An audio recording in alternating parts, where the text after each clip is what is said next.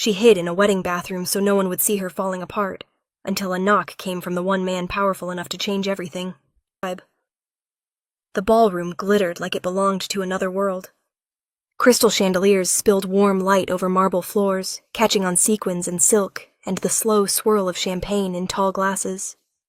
White roses climbed the pillars, intertwined with evergreen branches and silver ribbons, turning the entire room into a winter dream designed to impress. She stood just inside the doorway, her coat still on, her fingers wrapped too tightly around a small clutch she'd borrowed from a friend. Every instinct told her to turn around and leave before anyone noticed she didn't belong here. She had only come because the invitation had been vague, and the timing inconvenient enough that she'd felt guilty saying no. A last-minute +1. A seat filled out of politeness, not desire. She was useful that way, someone to complete the picture without being part of it. Her dress was nice. She'd chosen it carefully. Simple, dark blue, modest enough to feel safe. Still, it felt out of place among the gowns that shimmered and clung, worn by women who laughed easily and leaned into men in tailored suits who knew exactly where they belonged. She spotted couples everywhere, hands intertwined, fingers resting familiarly at waists. The easy intimacy of people who had someone else to rely on. Her chest tightened. She adjusted the strap of her purse and forced herself to take another step forward. The music was soft, romantic, heavy with strings. It pressed against her nerves, amplifying the quiet awareness she carried everywhere. You are alone here. Someone brushed past her, murmuring an apology that didn't quite reach their eyes. She offered a smile that felt automatic, polite, practiced.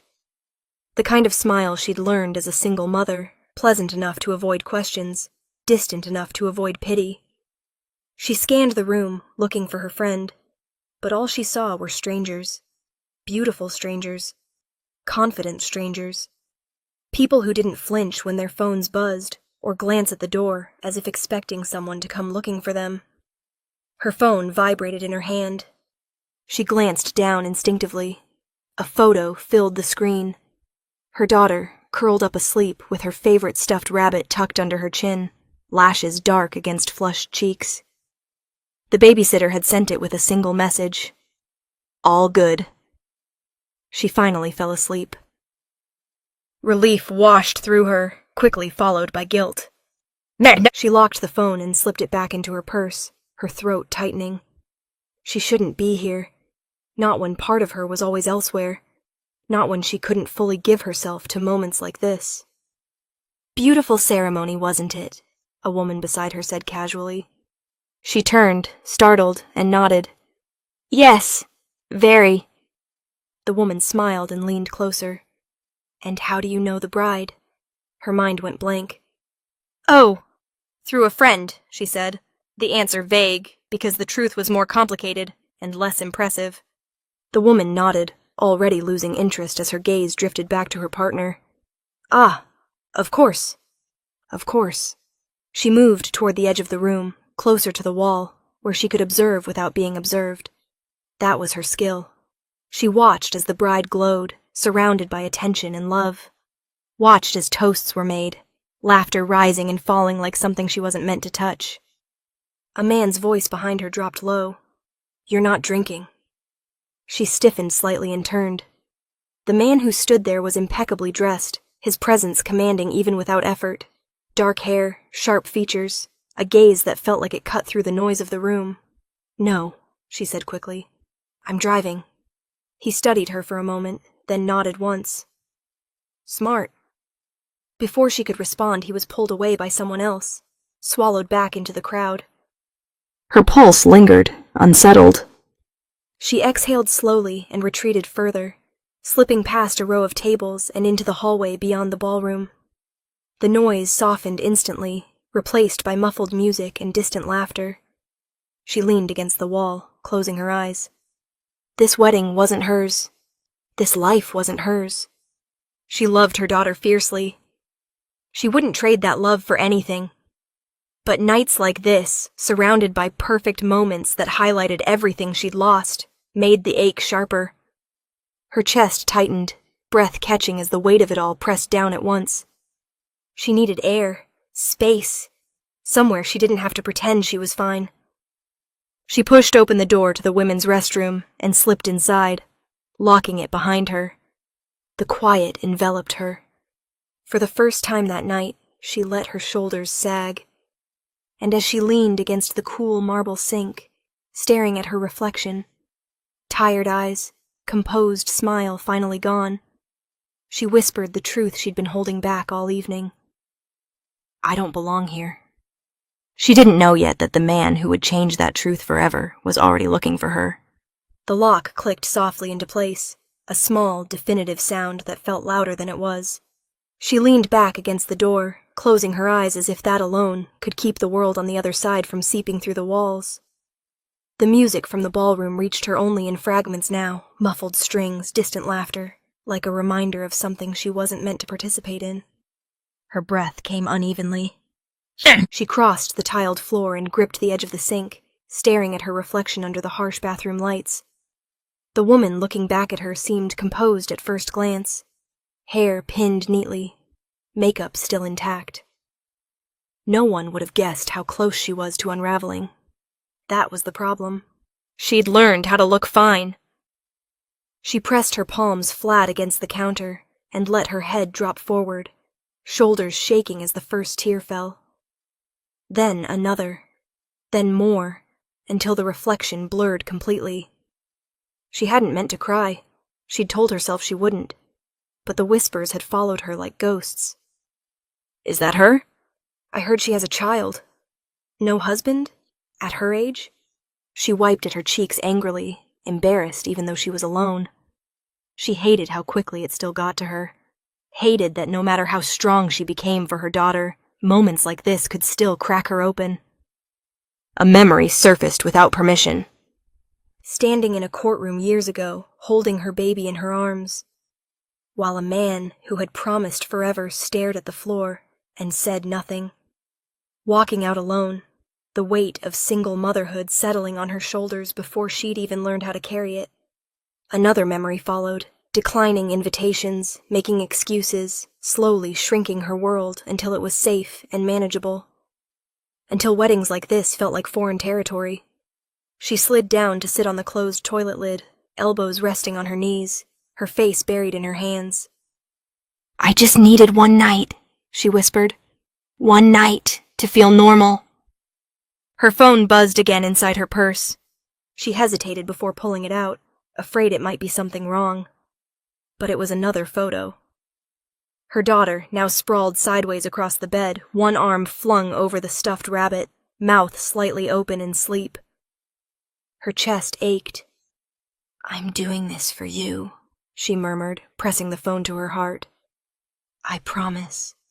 A tear dropped onto the screen. She wiped it away quickly, straightening as if someone might burst in and catch her breaking. She stood and turned the faucet on, letting cold water run over her wrists. The shock helped, grounding her back in the present. She practiced breathing slowly, counting silently until the tightness eased just enough. This was her hiding place. A locked door. A few stolen minutes to fall apart without witnesses. She reached for a tissue, dabbing carefully under her eyes, fixing the mascara that had dared to smudge. She checked her reflection again, forcing her shoulders back. Almost okay. Then, a knock sounded on the door. She froze. Her heart leapt into her throat, panic flaring instantly. She hadn't expected anyone to notice she was gone. She'd hoped the bathroom would be invisible, a place no one bothered to look. It's occupied, she called, her voice tighter than she liked. Silence followed. Then the knock came again. Slower this time. Deliberate. I know, a man's voice said calmly from the other side. Low, controlled, unmistakably confident. Take your time. Her pulse raced. She pressed her back against the counter, eyes fixed on the door. Who was this? Security? Someone sent to drag her back out? Someone annoyed that she'd disappeared from the party? I just need a minute, she said, fighting the tremor in her voice. You have it, the voice replied. I'll be right here. Something about the way he said it, unhurried, certain, sent a shiver through her. She swallowed hard, glancing at her reflection one last time. Her eyes were red but determined. Whatever waited on the other side of that door, she refused to be ashamed of needing this moment. She took a steadying breath and reached for the lock. The knock came again. Not loud, not impatient, measured. It echoed through the small bathroom like it had been meant for her alone, each tap deliberate enough to cut through the rush of blood in her ears. She stood frozen, fingers still curled around the edge of the sink, heart hammering so hard she was sure whoever stood outside could hear it. Her first thought was security. Someone had noticed her disappear.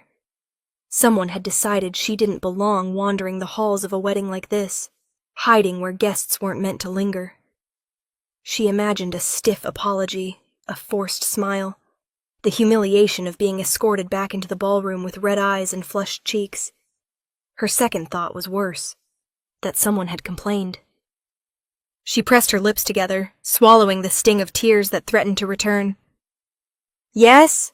she called, her voice unsteady despite her effort to sound composed. Silence followed for a beat. Then the voice came again, low, even, unmistakably calm. "Open the door." It wasn't a command shouted or softened into politeness. It was a statement, as if opening the door was already expected, already decided. Her breath caught.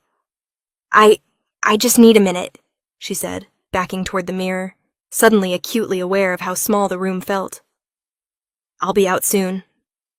"You're not in trouble," the voice replied. That stopped her. Trouble had been her assumption. Judgment. Consequences. People always wanted something when they found her hiding. She stared at the door, pulse racing. "Who is this?" Another pause. She imagined him standing there, unbothered by the delay, patient in a way that didn't feel forced.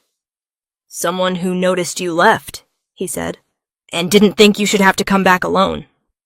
Her throat tightened. The bathroom felt unbearably quiet now. She could hear the faint hum of the lights, the distant music seeping through the walls. Somewhere beyond the door the wedding continued. Laughter, clinking glasses. A world she had stepped out of because it felt too heavy to carry.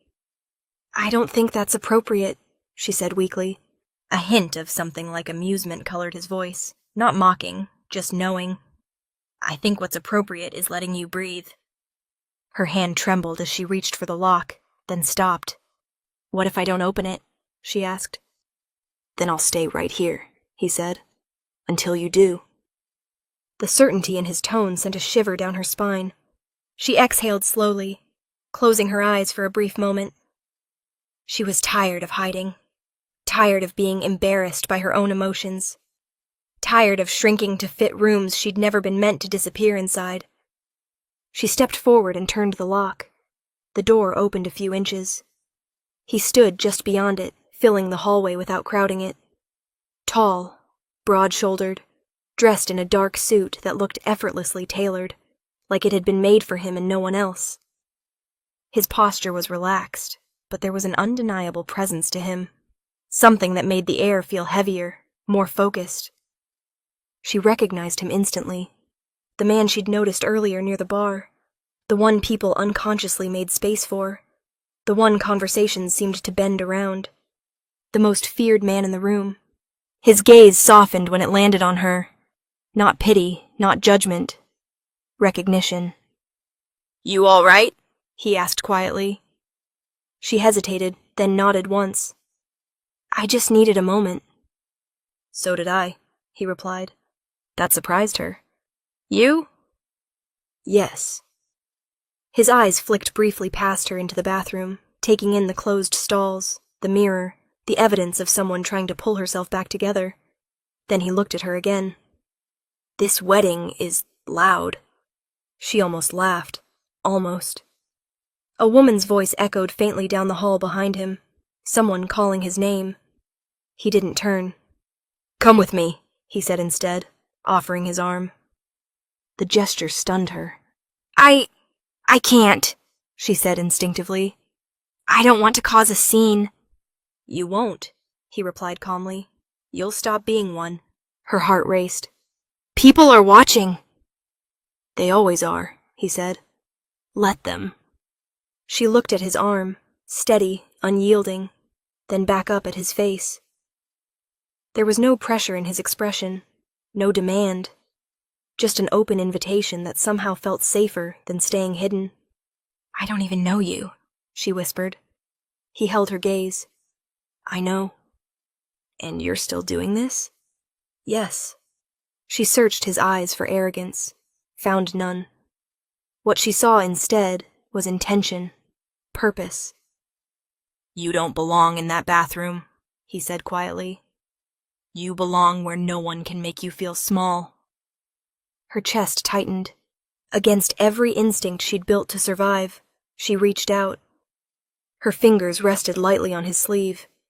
The contact grounded her instantly. He nodded once, as if that was all the answer he needed, and gently guided her out of the bathroom and into the hallway. Behind them, the door closed softly.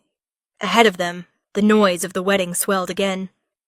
This time she wasn't walking back alone, and everyone would notice. He didn't rush her. That was the first thing she noticed as they stepped fully into the hallway. He adjusted his pace to hers without comment, his arm steady beneath her hand, his presence calm enough that her racing pulse began to slow despite itself. There was no interrogation, no curious glance meant to dissect her vulnerability. He didn't ask why she'd been crying. He didn't ask who had hurt her, or what she was running from. He simply walked beside her like it was the most natural thing in the world.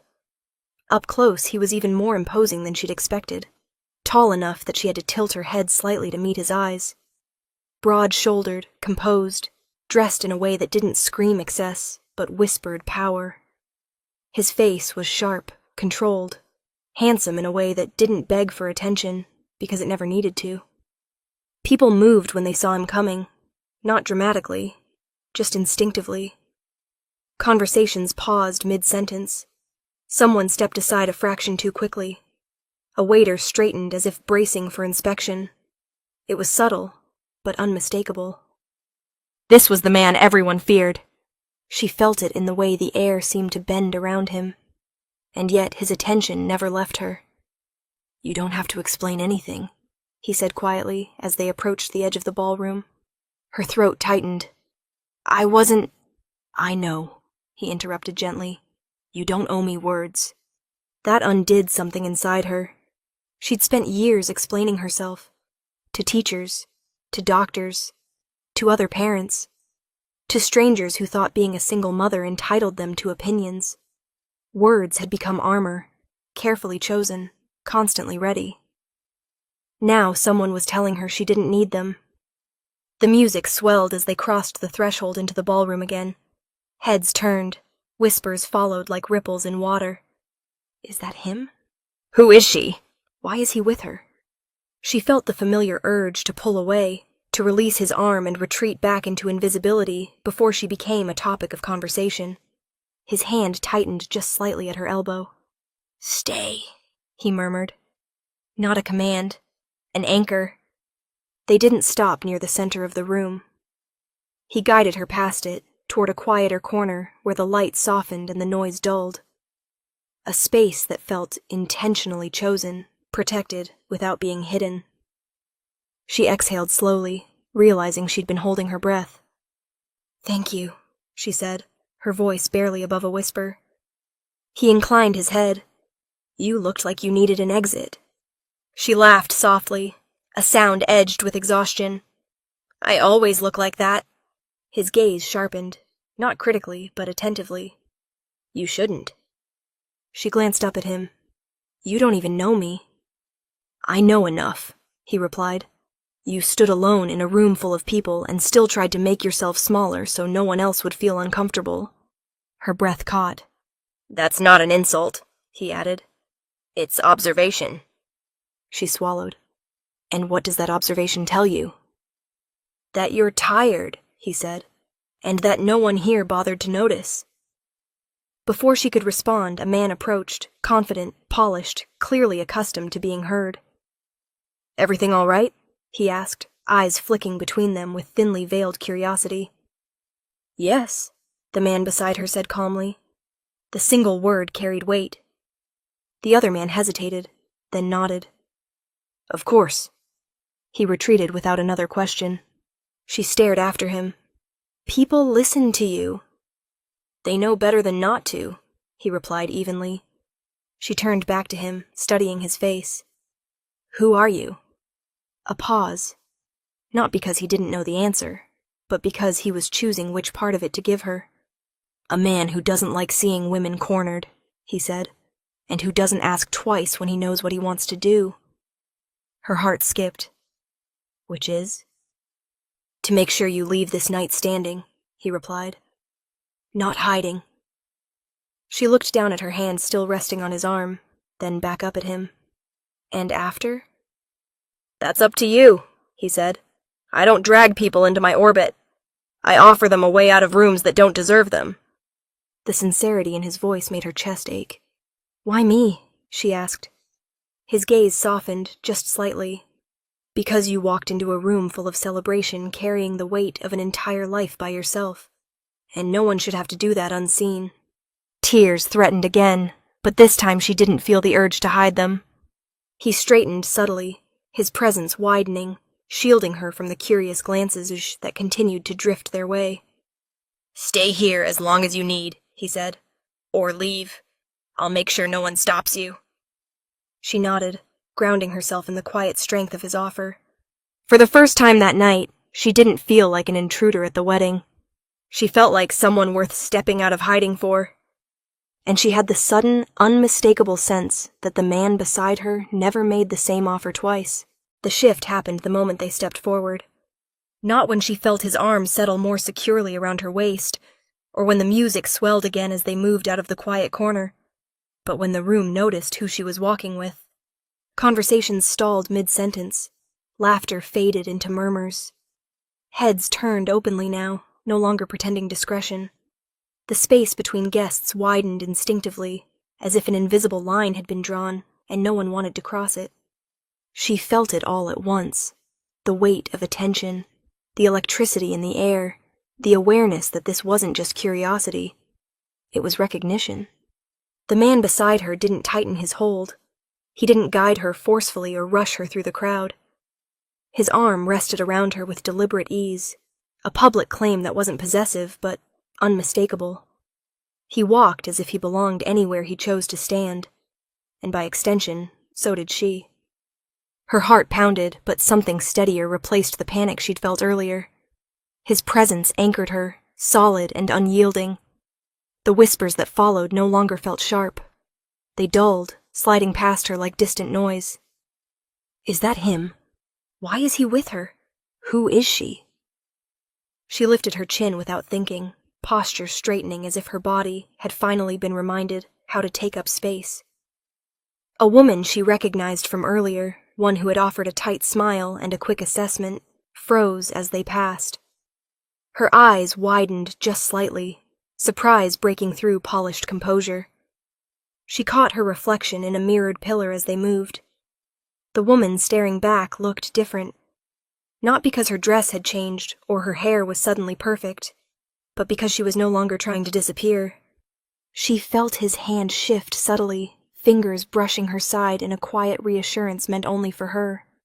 "You're doing fine," he murmured. She nodded, breath steadying. They reached the center of the ballroom, directly beneath the chandeliers, the most visible place in the room. He didn't slow. He didn't hesitate. He stopped there. With her. The effect was immediate. A man near the bar lowered his glass, eyes narrowing in disbelief. A couple near the dance floor fell silent, hands still linked but forgotten. Even the bride, glowing, radiant, glanced over, confusion flickering across her face before something like understanding took its place. This wasn't an accident. This was intentional. She felt it when his arm tightened just slightly around her shoulders, when his stance widened just enough to place himself between her and the rest of the room without shielding her completely. She wasn't being hidden. She was being presented. A voice cut through the quiet. "I didn't realize you knew her." The man beside her turned calmly. "You didn't need to." The answer was simple, Final. The speaker faltered, offering a stiff nod before retreating. Her pulse raced, but not with fear. With disbelief. Moments ago, she'd been crying behind a locked door, convinced she didn't belong here. Now, she stood in the most public space of the night, the center of attention. Not because she demanded it, but because someone powerful had chosen to stand with her. She felt the truth settle in her chest, heavy and liberating all at once. She had never been alone. She had just been unseen. His gaze dropped to her, softer now. "You don't have to stay," he said quietly. "We can leave whenever you want." She shook her head slowly. "Not yet." A corner of his mouth lifted, the barest hint of approval crossing his face. Music resumed hesitantly, the string quartet picking up where they'd faltered. People began to move again, though nothing returned to how it had been before. The room had recalibrated around them. She noticed how eyes flicked to his hand at her waist, how questions died unspoken on lips that suddenly knew better than to ask. The message was clear. She mattered. She always had. And as she stood there, no longer shrinking, no longer hiding, she felt something inside her begin to shift. A realization she hadn't allowed herself before. Being alone hadn't been her failure. It had been circumstance. And circumstances could change. With his arms still around her, she took a slow breath and let herself exist fully in the room. Seen, protected, undeniable. For the first time in a long time, she didn't feel like a guest. She felt like someone who belonged. And everyone else finally understood it too. They didn't stay in the center of the room for long. Not because she couldn't handle it, but because he chose not to make her endure more than necessary. After a few measured minutes, long enough for the message to land, long enough for the room to adjust, he guided her away from the crowd and toward a quieter terrace, overlooking the snow-dusted gardens outside. Cold air brushed her cheeks as the doors closed behind them, the noise of the wedding dimming to a distant hum.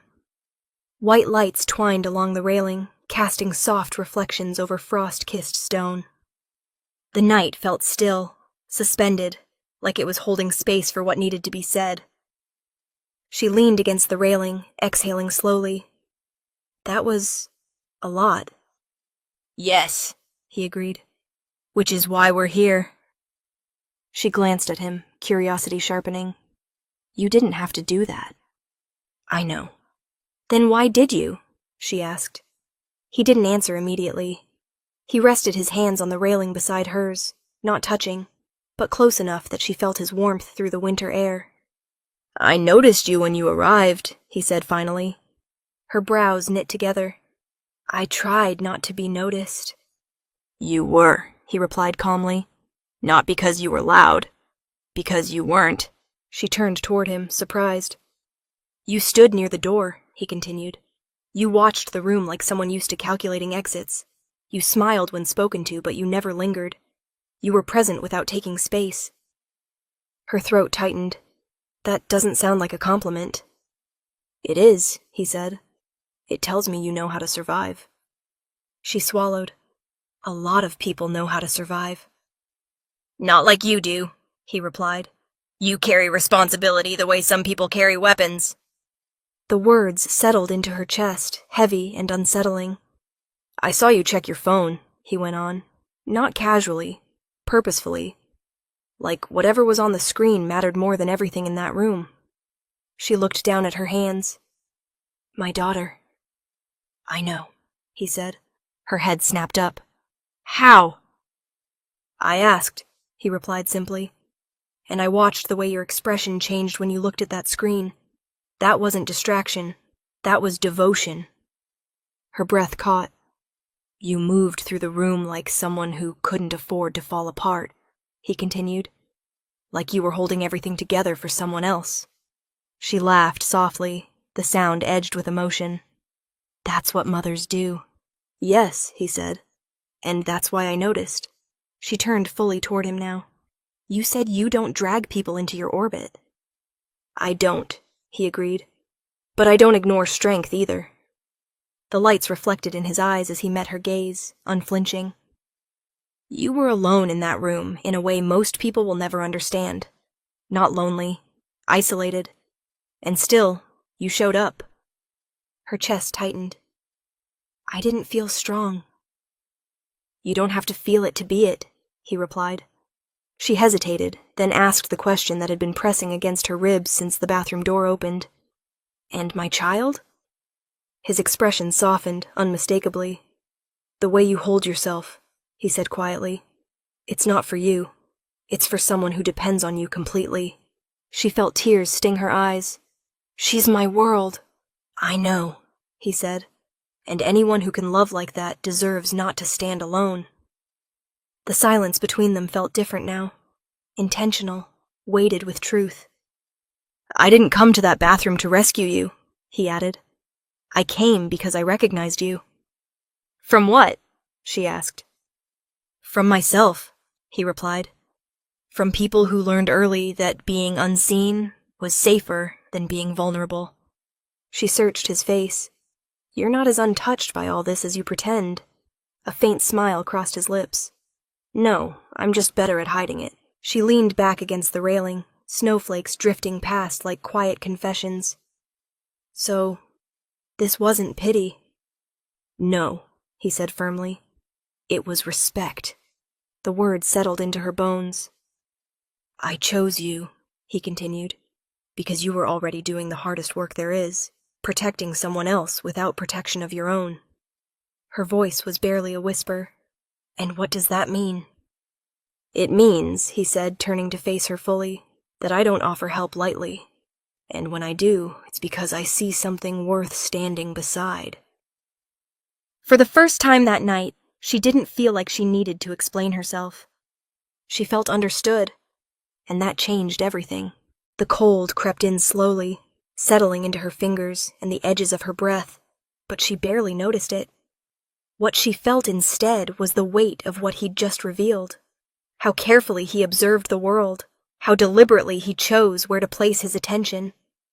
And more importantly, who. You keep saying things like standing beside me, she said quietly, as if that means something very specific. It does, he replied. He turned slightly, angling his body so he could see the terrace entrance and the garden beyond it at the same time.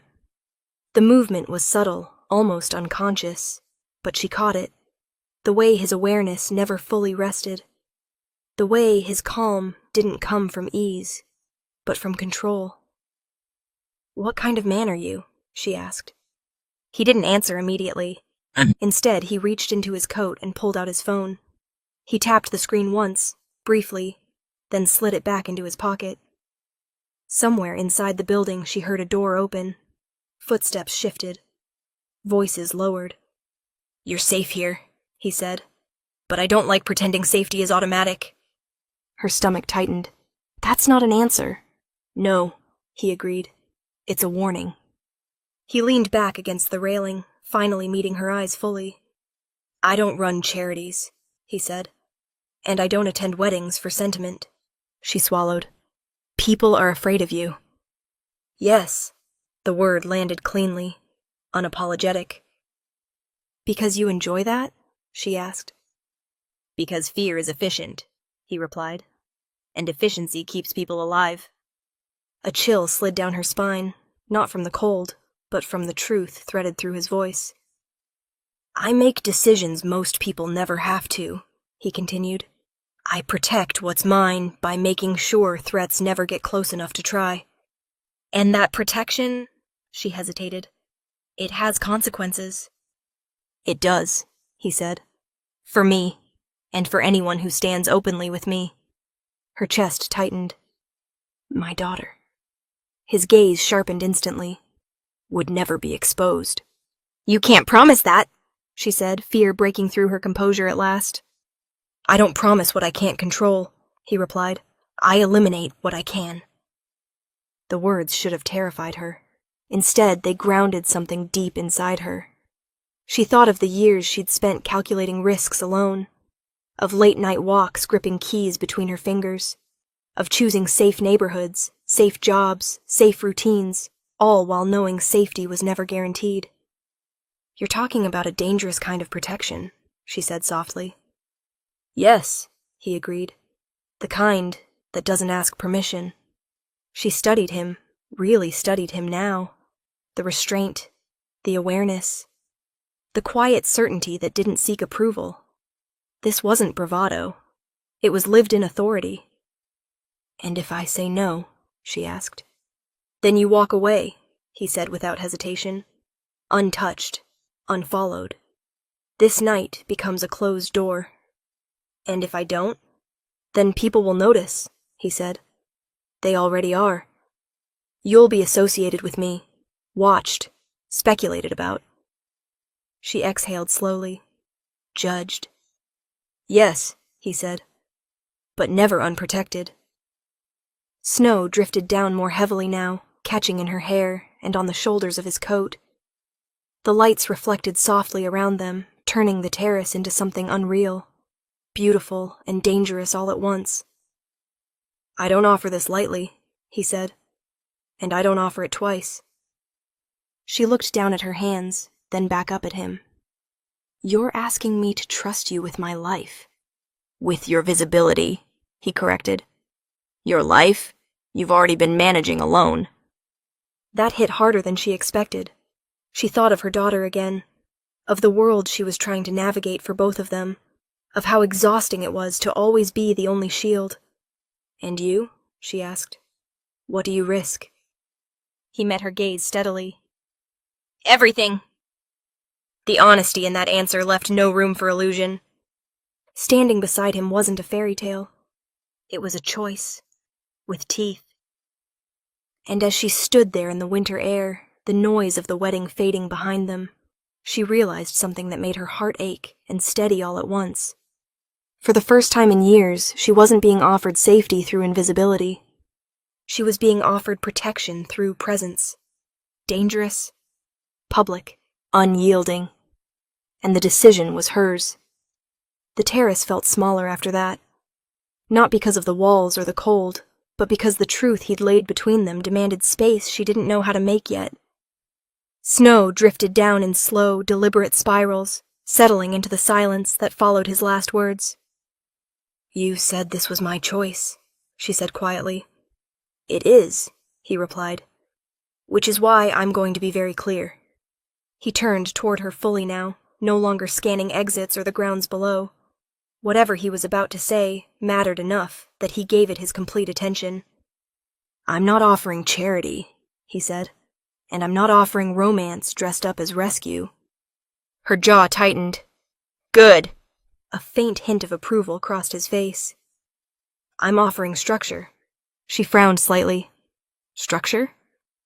A role, he clarified. One that exists whether I'm in the room or not.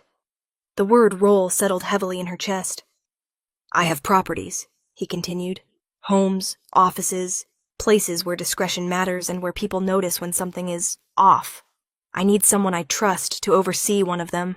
Someone who understands responsibility, boundaries, and silence. Her heart skipped.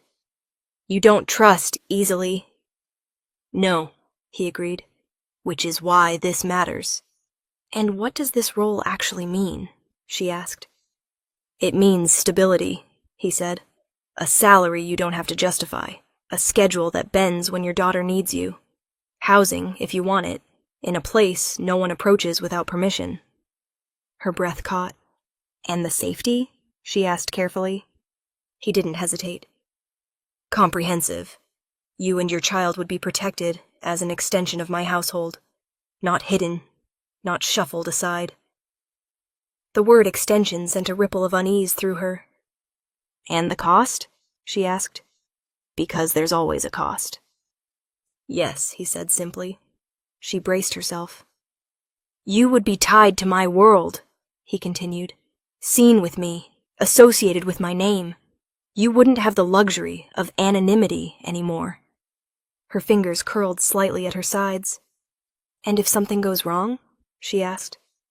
Then I deal with it, he said, before it reaches you. That's not what I meant, she said softly. I mean, morally, legally, if I don't agree with something. His gaze sharpened, not defensively, but with interest. Then you tell me. And if I walk away later? You can, he said. The protection doesn't vanish overnight. I don't punish people for leaving. She searched his face for manipulation, found none. This isn't a cage, he said quietly. It's an anchor. She let out a breath she hadn't realized she'd been holding. You're asking me to step into something permanent. I'm asking you to stop surviving on scraps of safety, he replied, and start building something that lasts. Her thoughts raced to daycare schedules, to rent payments, to the way she'd learned to live 3 steps ahead of disaster, to her daughter's small hands gripping hers when they crossed busy streets. What about her? She asked again. His expression softened. She would grow up knowing she's protected, that the world doesn't get to take things from her just because it can. Tears stung her eyes, not from fear, but from the magnitude of what he was offering. And what do you get? She asked. He didn't look away. Loyalty, honesty. Someone who sees what this life costs and chooses to stand anyway. She laughed softly, shaking her head. You make it sound almost reasonable. It is, he said, for the right person. Snow gathered at their feet, the terrace lights glowing softly around them. She looked at him, the danger, the steadiness, the impossible certainty, and felt the weight of the choice press down on her chest. This wasn't escape. It was entry. I need time, she said. You have it, he replied, but not forever. She nodded slowly. As they stood there, the wedding music swelled faintly behind them, unaware that everything had just shifted. Because this offer didn't just change her night. It changed the shape of her future. And once made, it could never be unseen. The decision didn't come all at once. It arrived in fragments, in the quiet spaces between thoughts, in the weight of the terrace air pressing against her lungs as she stared out at the snow-covered gardens below.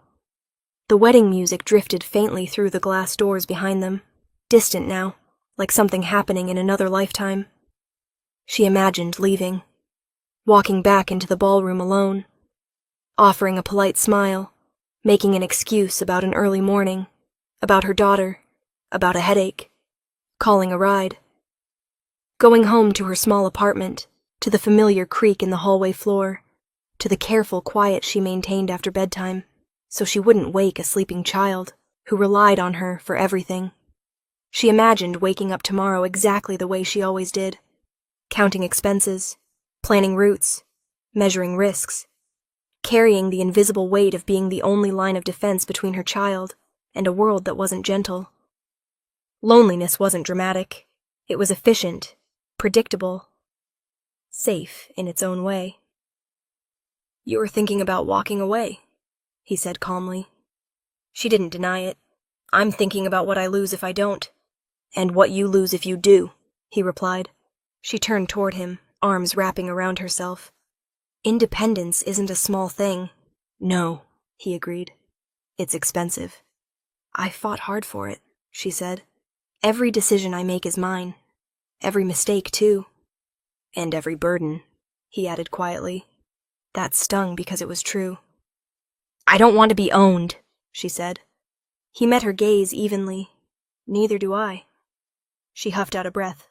That's not reassuring. It should be, he replied. I don't keep people by diminishing them. I keep them by giving them reasons to stay. She looked away again, watching snow gather along the edge of the stone railing. And if I become dependent on you? Then I've failed, he said. This only works if you remain capable of leaving. The honesty of that answer made her chest tighten.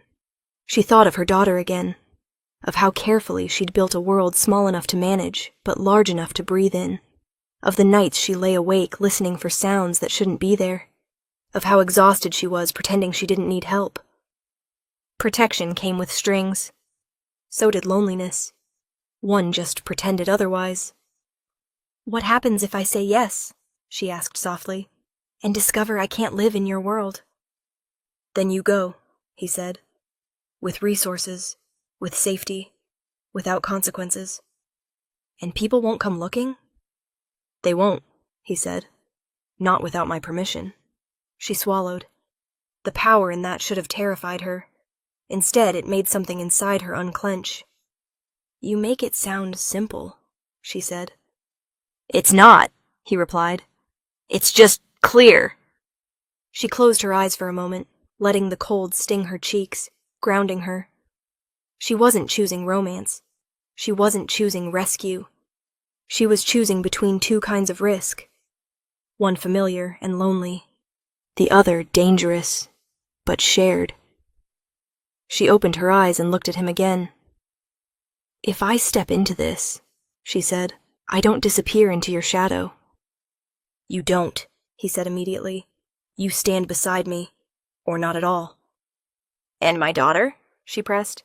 "Yeah." "She grows up knowing her mother didn't choose safety by shrinking," he said. "She chose it by standing." Her breath caught.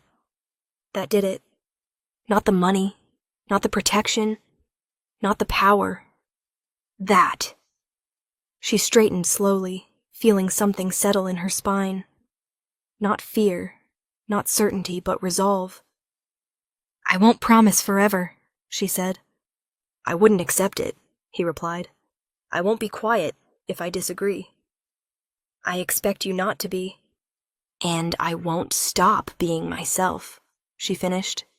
A faint smile touched his mouth. That's the point. Silence stretched between them, filled not with tension, but possibility. She took a breath. "Then I'm not going back to the life where I do everything alone," she said. "Not tonight." He nodded once, as if he'd known this was coming, but respected the weight of it anyway. "Come," he said, extending his hand, not commanding, not possessive. An invitation. She took it. And as they turned back toward the wedding, she realized something profound and unsettling. She wasn't choosing to be protected. She was choosing to stop pretending she didn't deserve it. Whatever this life would demand of her, she would meet it standing, no longer alone, and no longer hiding. The night unraveled gently after that, as if the world had decided not to rush her anymore. They didn't return to the center of the ballroom. They didn't need to. Word had already spread in the subtle way it always did, through glances that lingered too long, through conversations that shifted when he passed, through the sudden absence of questions no one dared to ask aloud. She felt it in the way people looked at her now, not with curiosity, with understanding, with caution, with respect. He stayed close without crowding her, his presence steady and unspoken. He didn't parade her. He didn't announce anything. He simply existed beside her, as if that were the most natural thing in the world. And somehow, it was. A woman approached cautiously, offering a polite smile. "It was nice to meet you," she said, eyes flicking briefly to him before returning to her. The message was clear. She mattered. As the night wore on, the weight she'd carried for so long began to ease, not disappear, but redistribute. She laughed once, surprised by the sound. She accepted a glass of water without feeling like she needed to justify it. She stood without scanning exits every few seconds. At some point, he glanced at her phone when it lit up again. "Your daughter?" She nodded. "The sitter." "Answer it," he said gently. She stepped aside, her heart tightening as she read the message. All good. She woke briefly, asked for you, then went right back to sleep. Tears pricked her eyes. "She misses you," he said quietly. "So do I," she admitted. He didn't hesitate. "Then we should go." The car ride was quiet, the city passing by in softened lights and falling snow. She watched the streets she knew from a new angle, aware of the security moving smoothly around them without being intrusive. It should have felt overwhelming. Instead, it felt held. When they arrived, he walked her to her door. No assumptions, no pressure, just presence. "You don't have to decide anything else tonight," he said. "This stands as it is." She nodded. "Thank you." "For trusting me," he replied. Inside, she checked on her daughter, smoothing hair from her warm forehead, listening to the steady rhythm of her breathing. Standing there in the dim light, The reality of what had changed finally settled in. She hadn't just met a powerful man. She had been seen. Not as a woman in need of rescue, not as someone to be pitied or managed, but as a mother who had carried too much alone for too long. When she returned to the doorway, he was still there, patient and unhurried. "I've spent years building walls," she said softly. "For her." "And now?" he asked. "And now," she said, meeting his gaze, "I know she won't grow up watching me disappear into them." His expression softened, something unguarded crossing his face. "I don't make promises lightly," he said. "But when I protect something, it's not temporary." Her chest tightened. "You're talking about forever."